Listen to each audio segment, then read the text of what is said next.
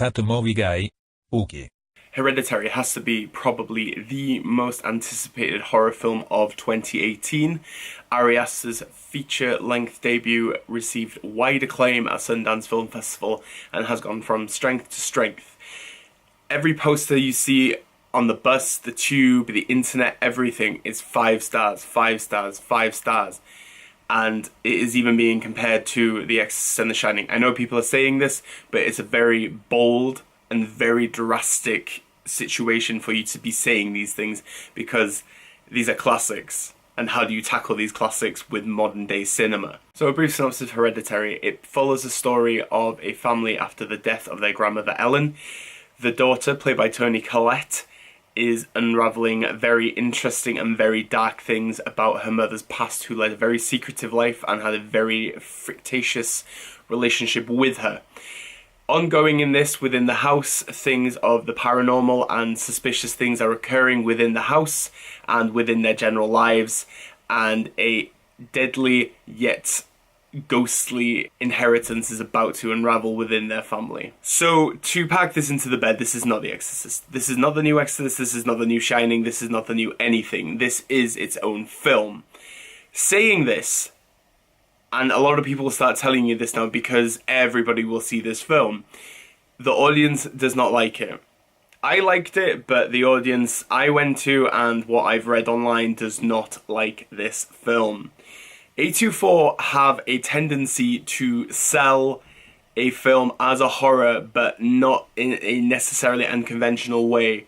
Not every person is going to know A24, and that is fine, but stop misleading them. That is the best way. But at the same time, this is amazing marketing for them, because people actually want to know now if it's actually shit or not. It's not shit, it is really good. For a debut film from Ari Aster, he is a very meticulous filmmaker. He takes his time moving the camera around. He uses wide spaces to actually test you as an audience member to witness what is going on around the actual characters that are actually talking. He continues to tease and leave small breadcrumbs of Easter eggs throughout this film for you to actually judge and guess what is actually going on within Hereditary, and that is very special. Within Toni Collette's character, she actually creates miniatures for a living and is an artist because of it. And what is interesting is that Ari Aster and his team actually use the concept of a miniature to enable us to witness this as an audience, and we are witnessing what is going on. But at the same time, the concept of a miniature house really does emphasize that there's a higher power that is controlling and contriving what is going on within this life and what is actually going on to these characters. Within the confines of this film, it is not a generic horror film, and I will apologize to anyone that was expecting that, but for some reason I knew I wasn't going into a generic horror film. Hereditary is obviously not a conventional horror film. It is more of a psychological thriller melodrama with social aspects into it. Just like films like Get Out or It Comes at Night. This really does challenge us with grief. Grief is a big part of life. We accept death in various different ways, and I think it's interesting to see how each character takes the news of loss within themselves. And it is a pressure cooker, really, because when people aren't happy about something, they keep it in, and when they erupt, and this does happen in a particular dinner scene. And wow, it was crazy. There are a lot of people saying that there's a lot of discussion about mental health in this film, which is true. Does it go to the levels of The Babadook and how they challenge this? No, not really, but Toni Collette really does a hell of a performance, and we'll get to performances in 1 minute. The one point I will say without spoiling it is there is one twist in this film that I think is as to the level of Psycho. I just didn't see that coming at all, and I'm pretty good at reading a narrative, but in the grand scale of things, and the more you think about this film, you're going to be like, oh, there was actually a purpose to this said moment. I'll leave it at that. So with the performances, obviously Toni Collette is amazing in this film, and I don't want to just use a different word, but amazing is the actual word you can use. She really goes through the motions throughout the whole film.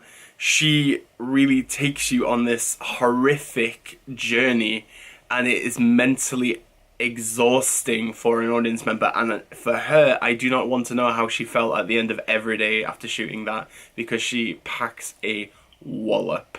Alex Wolff, who is actually in Jumanji Welcome to the Jungle, plays the son in the film, and he had a lot bigger of a role than I thought he had.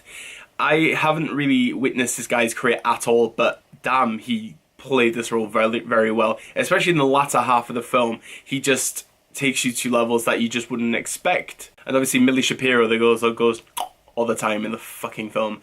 She is haunting. But she's a big fan of horror films, so I feel like she has like embodied these young actresses that have been within these horror films over the years, and I feel like it's a great homage to these young actresses, like Sissy Spacek in Carrie. It was great, and I really enjoyed her in this film. She was so freaking weirdly menacing, and fair play to her. Obviously, the big talk about this film is the ending, and in my screening, I just had laughter, and I was just like, why the hell are you laughing? This is really good. I had a lot of feelings of Rosemary's Baby with The Wicker Man towards the back end of this film, because you get the full scope of what's actually happened. And if you want to discuss this privately, feel free, because I wouldn't mind talking about this end scene with anybody, because it was bizarre. But I think Ari Aster has left us a lot to think about, and that is what makes Hereditary very special. It does lack within its pacing, because 2 hours is a bit too long for this kind of horror film. Obviously, I get that the slow pacing was very important for the aesthetic of the film and how the narrative actually developed.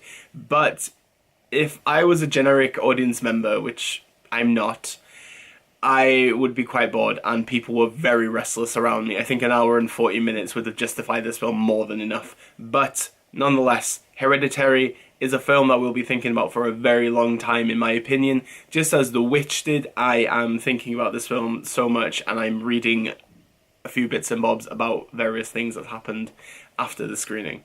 So guys, have you seen Hereditary yet? Do you hate it? Do you love it? I would love to talk to you about this film, because I love to talk about movies with you people. It would be nice. Please talk to me.